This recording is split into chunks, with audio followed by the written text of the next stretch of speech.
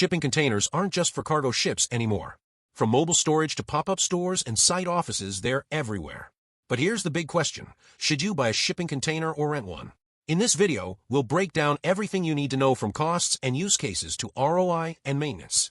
Let's dive in. What is shipping container? Shipping containers are standardized steel boxes designed for intermodal freight transport. However, their utility has expanded far beyond shipping. Today, containers are used in mobile warehousing, pop-up retail, construction site storage, cold chain logistics, disaster relief, and modular housing. As usage diversifies, the key logistical and financial decision emerges. Is it better to buy or rent a shipping container? The answer depends on multiple factors: duration of use, frequency, budget, container type, customization, transport cost, and maintenance capabilities. Types of shipping containers. Understanding container types is essential before evaluating buying versus renting. Type. Dimensions common. Primary use. Standard dry container. 20 feet, 40 feet. General cargo, storage. High cube container. 40 feet, extra height. Voluminous goods modifications. Refrigerated container. 20 feet, 40 feet. Perishables, cold chain logistics. Open top/flat rack. 20 feet, 40 feet. Machinery oversized cargo. Double door/tunnel. 20 feet, 40 feet. Rapid loading/unloading. Renting a shipping container. When to consider renting. Renting is ideal for short-term use, less than 12 months. Project-based deployments. Temporary storage, events, construction sites. Seasonal logistics or overflow inventory. Startups testing logistics models. Advantages of renting. Low upfront investment, pay monthly, no need to tie up capital. Flexible terms, easily return when not needed. No maintenance responsibility, provider handles repairs. Try before you buy, evaluate performance and need. Disadvantages of renting. Higher long-term costs. After 18 to 24 months, renting often exceeds the cost of buying.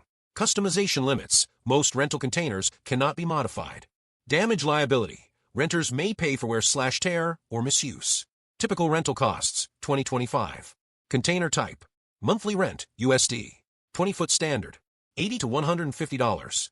40-foot standard, $120 to $250. 20 feet refrigerated, $300 to $600. 40 feet high cube, $150 to $280. Delivery and pickup may be charged separately. Buying a shipping container. When to consider buying. Buying is ideal for long-term storage or logistics needs. Asset conversion, modular housing, kiosks.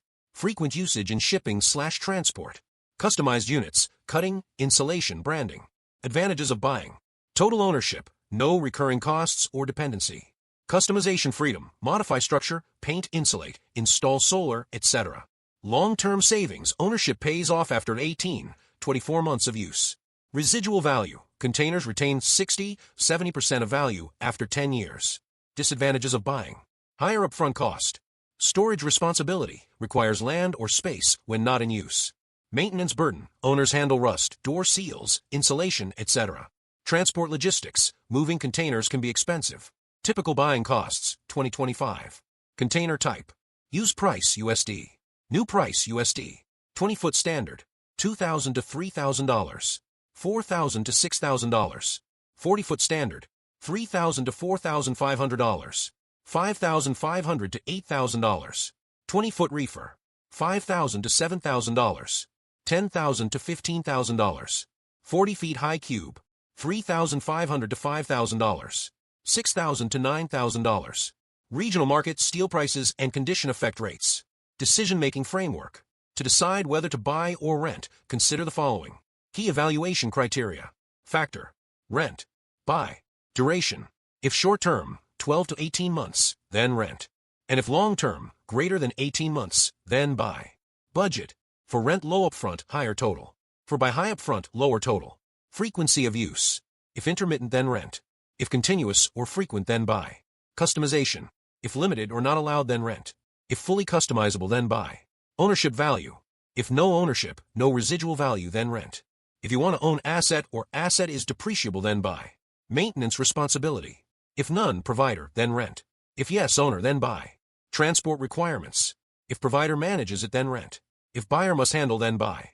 Break-even example. If a 20-foot container rents at $120 per month and costs $2,400 to buy, break-even is reached in $2,400 divided by $120 per month equals 20 months. Additional considerations. Legal and zoning issues. Some cities restrict container usage on private property. Modified containers for housing may require local permits. Environmental impact. Reusing containers supports sustainability, but disposal of old units requires careful planning. Container quality grades. One trip, like new, made one international trip. Cargo worthy, CW certified for international shipping. Wind and watertight, WWT good for storage, not shipping. As is, damaged for scrap or non-critical use. Case studies. Renting use case, construction firm, 6 months use.